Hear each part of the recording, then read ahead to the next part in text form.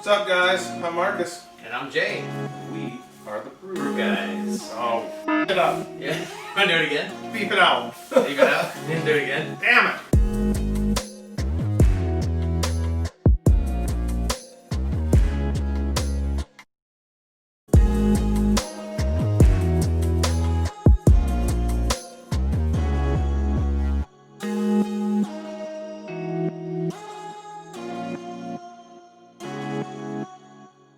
What's up, guys? I'm Marcus. And I'm Jay. And we are the BrewGuys. Nailed it. Nailed it. So this one's a little special to I'll just let you take it away. Well, okay, so I have to explain. A, there's a bomber in front of us. B, it's not a Holmes beer, right? It's not even a Michigan beer. But what it is it's from my It's not even an IPA or it's a not sour. an IPA, and so it's right up my wheelhouse. It happens to be a stout. Kind of doing this for me more than anything, but Marcus has had this beer, which we just A long time ago. There's a gnat in here. And so Cigar City, out of, we'll call it Tampa area, has a really cool history. And I am from that area. I was born and raised in Clearwater, Florida. So this has some special meaning to us. Marcus also lived in Florida Fort Myers. Fort Myers area for quite a while. Go Green Wave. I don't know what that is, but... Right. So this one, I'm a stout fan, big stout fan. This one I think is one of the, as a Russian Imperial stout, I think it's pretty much one of the litmus test, if you want to know what one tastes like. And a really good one, I should say. So this would you be, I remember we've talked about this in the past, this would be your version of Anchor Steam's Porter.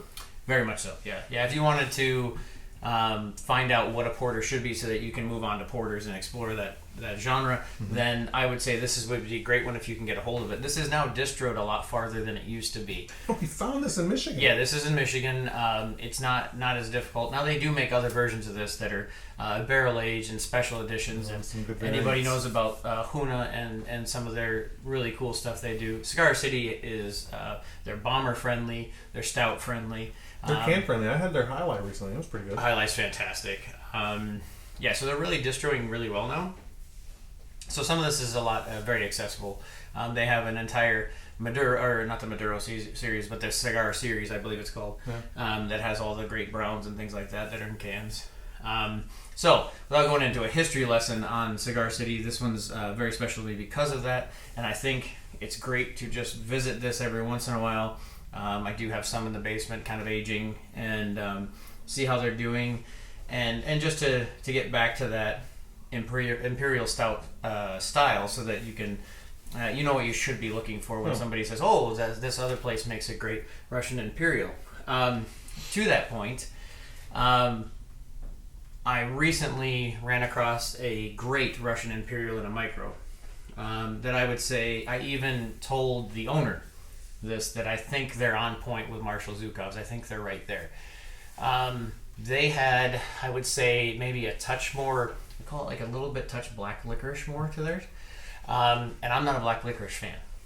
But done correctly, it can be done. You know, it can happen. This is going to be a more molasses type style, burnt sugar style, I guess I would say, in my opinion. So, and that one that I had was in Hoplot, which is in the Traverse City area, a little bit north of Traverse City, but yep. So What you got that for? I got you want to do it that way? We got them everywhere. There's one here. There's one there. So holy moly! Let me pull up that one might be on there. Wow! Good job, Cigar City. Yeah. The first place to hold me off. That didn't take me for I don't know why. You were wrestling. It smells good. Yeah. So let me pull up the spreadsheet real quick. And Marshal Zhukov's. There's a lot of history. If you're bored, look up Marshal Zhukov's and why it's a Russian Imperial Stout and the history behind him as a wartime leader and all that stuff like that. Well, he clearly give you something really nerdy to look up. If you don't care, that's fine too. He's clearly already kicking my ass. I couldn't even take his cap off. Right, yeah. I take everybody's cap off with my ring. Wasn't having it today. Let me pour you some of this. All right. I had this once before. I think it was just over 3 years ago. I'm excited to try it just to see how much my palate has changed in 3 years with all the different craft beers I've had. Yeah, it's a great point. So Do you want to discuss what you gave it on I gave it a Untappd? 4. Okay. Which was probably... So I'm going to say it's probably the highest stout at the time. I was just going to by say... a wide margin. So Marcus is not anti-stout by any means, No. but I will say he's a little bit more particular the style and maybe the particular flavors that come out in a stout. Yes. So for The black licorice for me would be a... Yeah. thank you. In my opinions, hearing that how many years ago is it? 3. It was 3 years ago. January 2017. So hearing that 3 years ago he gave this beer a 4 tells me that's pretty great. Honestly, When I wasn't even a stout fan, right. and I gave it a 4. So I'll be curious to see the change here. So obviously, dark brown head should be thin. Dark. It is. It should have good legs, which I'm seeing already. Good legs on the sides. Nice appearance. Should be almost jet black through. No obvious light passing. It smells fantastic. And we're gonna have this just a touch warm because I do like it a little warmer. I'm hoping that'll open something up for Marcus as well and see if it maybe changes his mind a little bit. So we're getting close to the mid 50s on this. It's about 55. A lot of people like them colder than that. I tend to like them opened up. So would you say, just off of your love of stouts, and obviously you put some work in investigating stouts, would you say that an avid stout drinker would enjoy this a lot warmer, where a not so big fan would like it colder? Would it change the profile that much? Stouts do change a great deal. There's a lot of opinion there. I started drinking stouts in the colder regions because I was more of a warm porter fan back in the day, but I would drink them probably between the 38 to 44 degrees, and I honestly think it's too cool. I think you can drink them there, but I don't think you get the back end brown sugar and it almost feels like the mouthfeel changes, but they seem a lot sweeter when they get to that, I would say right around 48 degree mark. I really like them in the 48 to 55, and I can drink them right out of the bottle. I don't have a problem if it's 65 degrees. I really don't. Basement temperature is fine with me, which that's probably why I like them, because I store a lot of them in the basement, and that'll run right around 55 degrees here. So that's probably where I got that. I just decided, why even throw it in the fridge? I'm just gonna, we're just gonna drink it anyway. I'm pretty sure when I had it, I probably just pulled out of the fridge, poured it in a glass, and drank it. Sure. So to taste it at a different degree, I'm excited to see the difference. The nice thing about a stout, and I will say I would prefer this in a tulip. We're using our standard glasses for right now. At a barrel style tulip, a larger one, because of the way the aroma will change over time. And if you start at 60, one of the reasons why we have that shape is to have your hand actually warm the glass and to bring it up in temperature, because typically you are coming out of a fridge.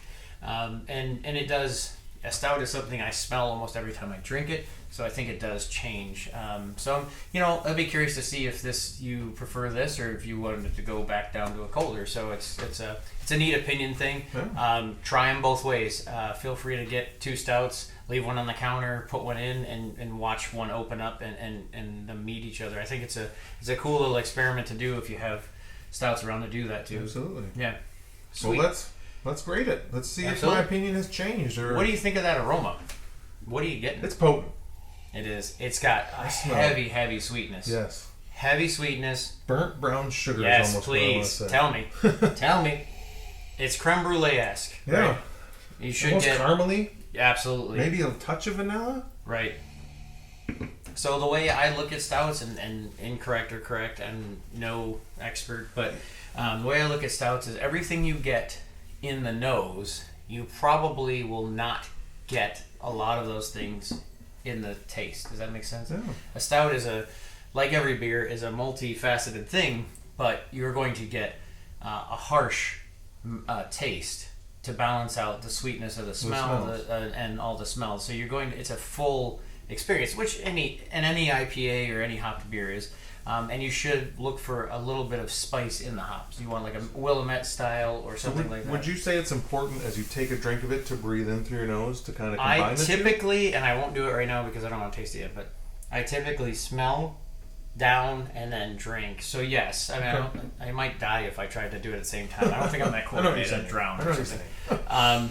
Yeah, I think I think there's a huge, maybe more than other styles. I think it's huge to get that because you can, you almost expect the sweet, and then it's cut by the chicory is an interesting term. You know, it's actually a coffee substitute in some. I shouldn't say like poor nations. I know in Mexico and certain Hispanic countries, chicory is actually a coffee substitute. It doesn't have the caffeine, but it has a lot of that black coffee taste. It's like that flavor. They don't want the caffeine; they want the flavor. I'm not sure what the origin is there, but that makes sense. I think it's definitely a very pronounced flavor. So I think the nose that should balance the palate essentially. So just from your point of view, aroma. Yeah, what do you think on aroma? It smells delicious. It does. I'm gonna give it a 4.3 on the aroma. I like it. Absolutely. And you know, I'm going to say it is dead on for the style. I mean, I'm going to be slightly biased, but anyway, I'm going to say it's a 4.5. Is there room for improvement? Sure, you could try to get some marshmallow aroma in there or something cool and be a little funky. True to the style, it's there and then some. So I'm not mad at it for that at any point. Appearance wise, yeah, it is dark. Yeah, it is a dark stout, which is supposed to be appearance-wise dark. Head. The head is thin and brown. A lot of legs. I don't know if the camera can pick up how dark the legs are on it. How it actually keeps it brown. Yeah, it's real. Like it almost. It should be oil slick. I think that's the term a lot of us like to use. It's almost like brown sugar suds. Is what it sure. That's the color. And it matches the style. Looks what it's supposed to be to me. I mean, I'd give it a 4. Yeah, absolutely. I think I will give it a 4.25. I think it's right there. It's hard to decimate from what it should versus shouldn't. Most stouts are pretty heavily grain billed, so I think they're going to be pretty close anyway. No off appearances or anything like that. So I guess we gotta put it in our mouths. I think we should try it. All right. Cheers, man.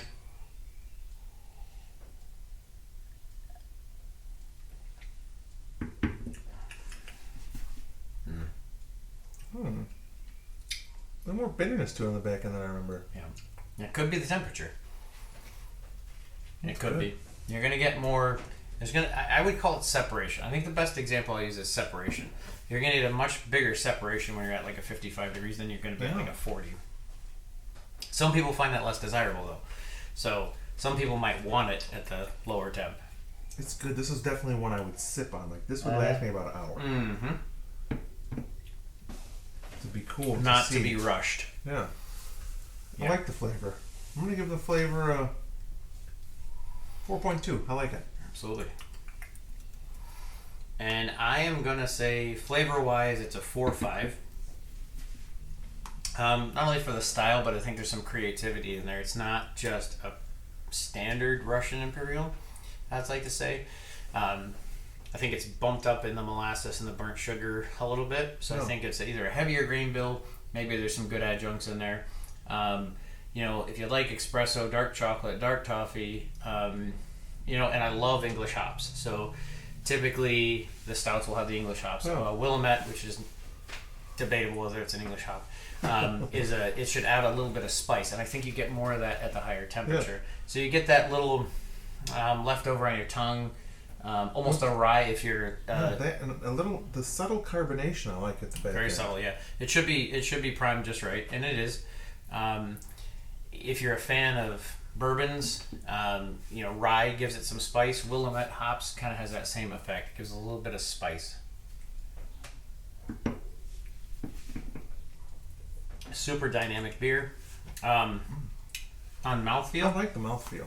Yeah, that it's not light. No, it's heavy beer, but the it dances on your tongue. Kind of makes it not as pronounced heaviness. Yep. It's not as viscous that way. It has. You have to balance that a little bit because otherwise it would be syrupy. I think, and you have to take that off a little bit. Syrupiness would make it hard for me to finish a glass of this. This is not syrupy. I'll be able to finish this and need a ride home. But right.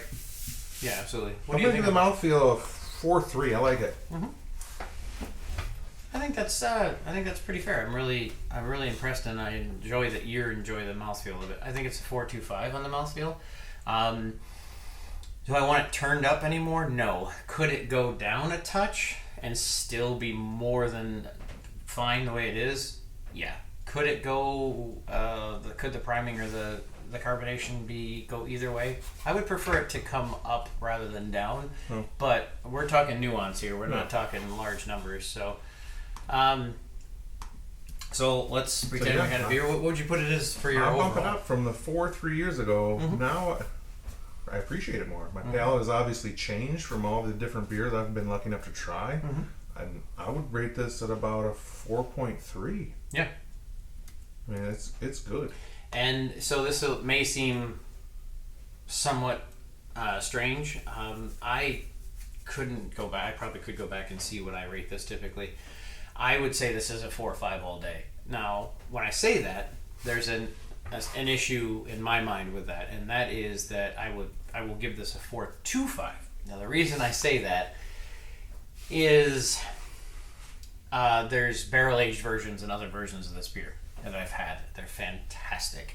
You can take this to another level. Now, this is so strong and well done that it almost comes off like it is barrel-aged. Your only thing you're missing is that alcoholic bite, right?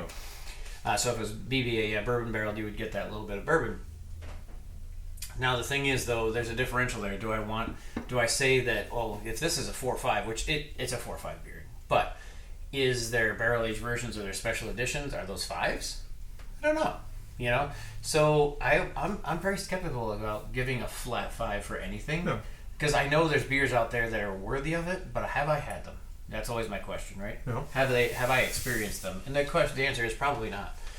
Or could there be a variant of it that could be even better? There you go. So what I would say is I say it's a 4.25. It's a great beer, perfect style guideline.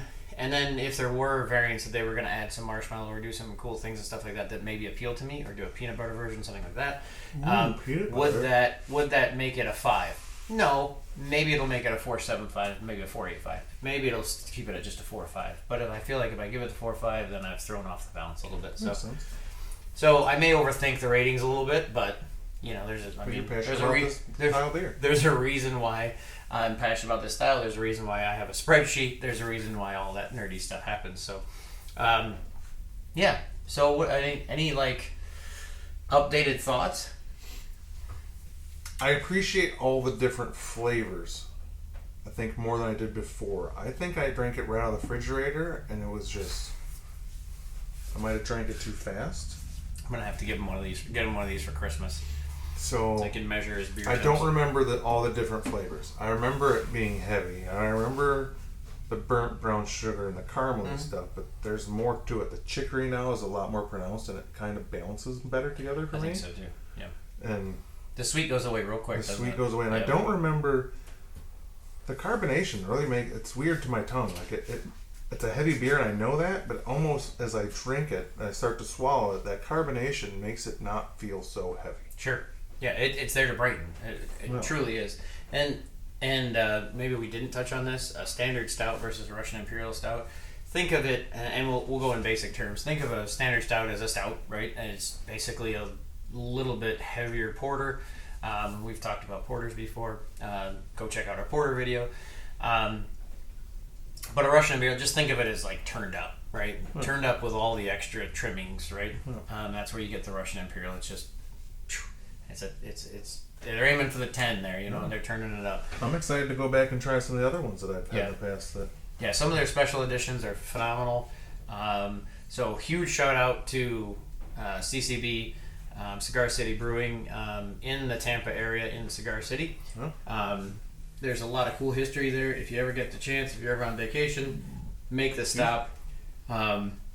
Especially from this Clearwater boy, Quad Cities, the whole thing. But this is fantastic. I appreciate you having this with me. Absolutely. And thank you for reintroducing it to my palate. Yeah. Always looking to see if we can get Marcus to drink more stouts, and him looking to see if he can get me to drink more crazy soft any IPAs and things like that, and doubles and triples. Well, maybe not triples, but yeah. So great one. Yeah. Thank you so much, guys. Cheers.